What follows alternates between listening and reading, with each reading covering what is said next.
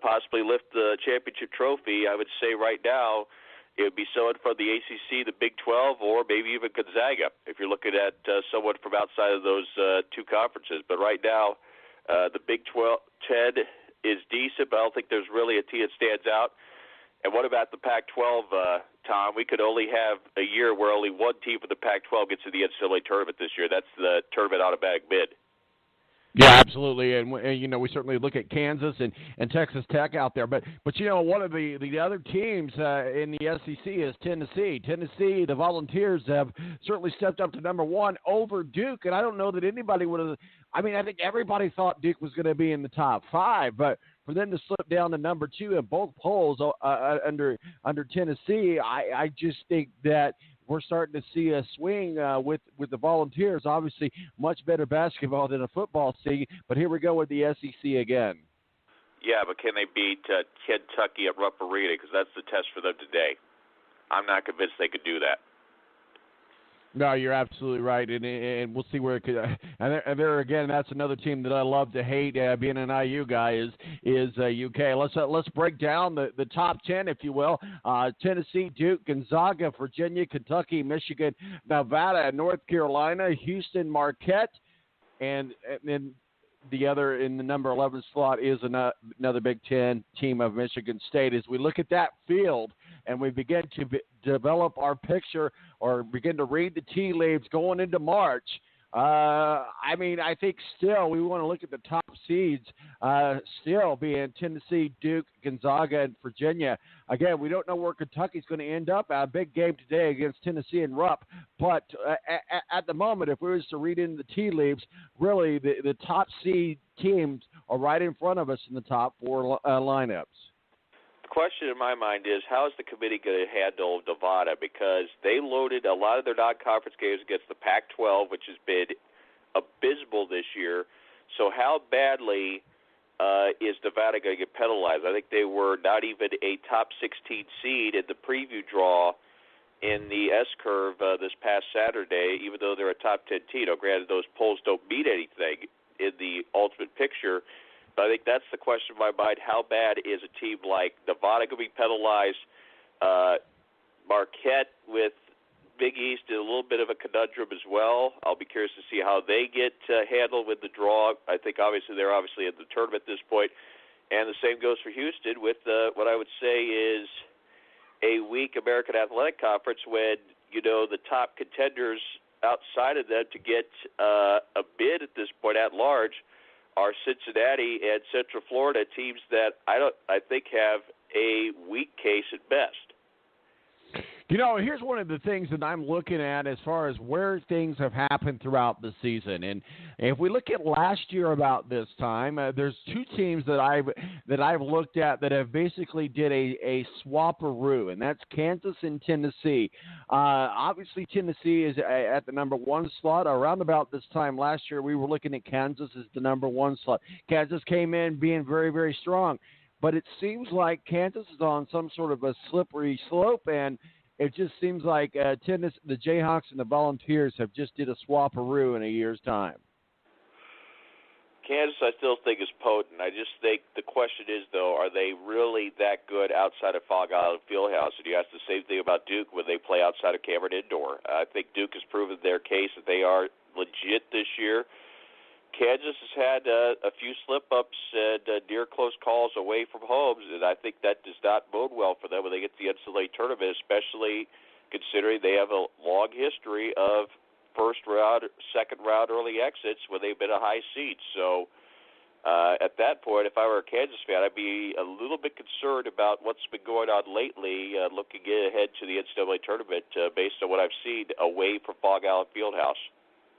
We're talking with Matthew Embry up at WSBT in South Bend, Notre Dame country. Also our official IndyCar contributor. We're going to get into some IndyCar talk here in just a minute. It's obviously NASCAR, Daytona 500, granddaddy of them all this weekend. And certainly we had a huge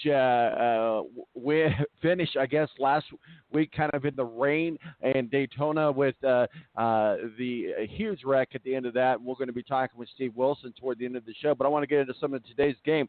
Talking about the Big Ten, obviously we were talking earlier about Michigan. Maryland's did okay this year. I mean, the Turtles have maybe their heads poking out of their shell a little bit. I don't know that they can beat Michigan today, but that would be a huge win for Maryland and a huge loss for Michigan at home today. That's at Chrysler? Yeah, Matt, Maryland is at Michigan today. The fact that Maryland, though, beat Purdue as handily as they did, I still think this game could be close. Michigan looks solid in non-conference, and they kind of flatlined since then. I mean, they're still getting a decent amount of wins, but none of those wins really stay out and say, wow, this is a team that can challenge. Not to say they could get all the way to the Final Four, but I'm not as confident with Michigan as I was, say, a month ago when I said they were one of the top 4 teams in the country. Now I'm not so sure that they belong in that list. All right, let's go on over down south. Louisville's hosting Clemson. Obviously, SEC Clemson is a completely different team in the basketball world than the football world, and one could say even the same with football. I mean, with Louisville, with football and basketball, but Louisville comes in at number 16 at home, hosting the Clemson Tigers. This is a eliminator game for Clemson. I think Clemson, if they want any shot to get in as an at-large, they have got to win this ball game, and I think they got to have some wins in that quad one, whatever they call in this new quadrant format the NCAA is supposedly using to seed teams and determine whether teams get in and be in the at-large line or not. I think right now, if you look at Clemson, I mean, granted, the resume is okay. I still think there's room for improvement in that. I think they need to start winning games now and stop losing, I'd say, to get themselves a real good case to get themselves at large, because I don't think they're going to win the conference tournament with all the firepower up top. If you look at the two teams right now, I'd say Clemson badly needs to win this game if they want to stay in the running for a spot in this field of 68. North Carolina has an in-state rivalry game. They go down to Wake Forest, the Tar Heels and the Wake Forest Demons there. What are your thoughts? No life for Wake Forest right now. Another team that is going through a transition. I think the situation Danny Manning is not working. I'm wondering at this point, will they go in another direction again? It'd be another new coach for them. But just seems like there's no signs of life going on at Wake Forest. Supposedly, despite bringing in some decent talent, nothing's been clicking yet for them either. So at this rate, they may give them a run for maybe a half or so, but I think North Carolina's going to have no problems getting the W in Winston-Salem. Florida State goes down to Georgia Tech. Do they get stung by a bee today? Georgia Tech's played well at home. That's why Notre Dame's had so much problem with them in Atlanta, but I don't think Florida State is going to have that problem. I think they'll eventually pull away in the second half. Georgia Tech, same thing as Wake Forest. No signs of life for them either at the bottom half of the ACC. The Bears go down to get in Red Raider land in Texas Tech. Baylor against Texas Tech. Obviously, Texas Tech hosting, but number 15 in the slot. Baylor is not really a team that I would put my money on the road right now. The Baylor Bears against the Texas Tech Red Raiders. Tech had their chance, I think, to really prove that they were legit when they played Kansas, and the fact they couldn't get the job done, they were easily pushed aside, I think really was a red flag in my opinion. Baylor badly needs this game, I'd say, to get themselves back in position to be a contender. So I expect a big performance for Baylor today, but I don't know if that's going to be enough to get them the victory against Texas Tech. It's been one of the feel-good stories so far this season. We're talking with Matthew Embry, WSBT up in South Bend, Notre Dame country. Your game today is Notre Dame versus number 4 Virginia at home. Virginia at home. It's in Charlotte. What are your thoughts? Away. I misspoke. You're right. Go ahead. If they can stay within 20, I'll be happy. This is a Virginia team that I think that is trying to prove they are not a bumpkin when it comes to the NCAA tournament right now. I think they got an axe to grind. And Notre Dame, I think if they get off to a slow start, they'll get buried. Even though Virginia's not known as a high-scoring team, Notre Dame, if they get on one of those shooting droughts, they'll be lucky when they hit 40 points against this defense. I just think you look at the numbers right now, this should be an easy win for Virginia, no problems. Well, a few other games on tap here, and we'll get into this IndyCar talk. Obviously, Purdue's at home against Penn State, Big Ten matchup. Nittany Lions against the Boilermakers. I think this is I won't say an easy game at home for Purdue, but certainly a win they should get today at home.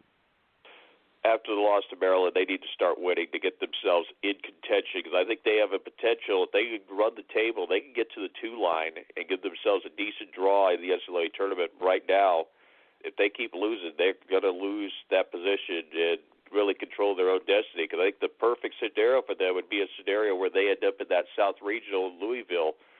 But if they keep losing, I think that luxury may be taken away from them by the committee. Big game on tap, maybe one of the biggest games of the weekend, if you will, as far as what we're looking at as far as March goes. You got Iowa State, number 23, going on the road against number 18, Kansas State. That margin of error is so slim, and that ice is so thin between the two of them. This is going to be a bloodbath today down at Kansas State. As much as we like to throw the hater at Bruce Weber, give Bruce Weber credit. He's actually produced a decent team, at least this year, for Kansas State. Iowa State's fallen on hard times over the last few weeks, a few questionable games, a couple bad losses, but I think this one's a toss-up right now, maybe a slight advantage to Kansas State, because it's really tough to play in that Manhattan where the crowd is literally on top of you, especially the student section. So if I have to put money on it, I'd say Kansas State is able to find a way to get the win. Last game before we get into some IndyCar talk, the Tigers are down to Bulldogs. Tom Crean and down in Athens, Georgia today. I'll tell you what, nothing against Georgia and nothing against Tom Crean. I'm just a little jealous of his success there that he wasn't able to produce at Indiana. But we got LSU Tigers, number 18, against Georgia Bulldogs down there in Athens, Georgia today. Curious to see if LSU has the letdown. They had an outstanding performance when they won at Rupp last weekend. This could be a possibility for a letdown against them. Georgia, I still think, is a year or two away before they're a contender, even with Crean as the head coach. But this should be a game that LSU wins. But like I said, that letdown from their strong performance last weekend could be in play here as well. Let's move on to IndyCar. Obviously, you're our official IndyCar contributor. We like to look at like we're getting closer and closer to the Indianapolis 500. Obviously, Trico named NBC's inaugural host of the inaugural coverage of Indy 500. This is going to be something different for those that watch the Indy 500 on TV, moving from ABC to NBC. What are your thoughts? Well, it shows that it's still legitimate when they're getting guys like,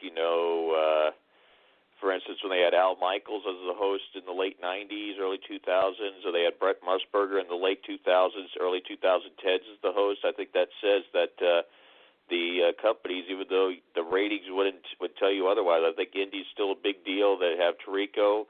It's unfortunate this didn't come sooner, because it would have been interesting to see what Costas would have had to say about this event. But nonetheless, Tirico does a great job at the Notre Dame NBC football games, so it'll be interesting to see how he handles things. Obviously, though, it's still going to be Lee Diffie, Paul Tracy, Townsend Bell on the broadcast, but it'll be very interesting to see. At least it gives it some legitimateness, and it shows that NBC is trying to make a big deal of the 500 itself, which is not a bad thing. IndyCar did its full course testing this week. Any takeaways from that? Well, the biggest takeaway, I think, obviously, is the fact that it looks like Pato O'Ward now is without a ride. When Harding Steinbrenner brought 2 cars in, apparently they did that without securing the financials for both entries for the start, which I think, in my mind, was a very poor decision on their part. And then they'd make the switch from Chevrolet to Honda, but the problem is they make a deal for 1 full-time entry lease and a part-time lease for the second one, and someone had to go. And with Steinbrenner investing so much into the career of Colton Herta, you had a clue that the odd man out was going to be the Mexican, and unfortunately that's what's happened for Pato O'Ward. There was a rumor, I think, out there that said Andretti had considered him for a half schedule, and Pato O'Ward said no. Pato O'Ward has denied that comment. But either way, at this point, I'd say unless, even with that scholarship money that anoints him to 3 races, I think it's too late in the game right now where if he's still looking for a full-time ride, I just don't think he's going to get it because you can't just put a full-time ride together unless you have all the pieces together for it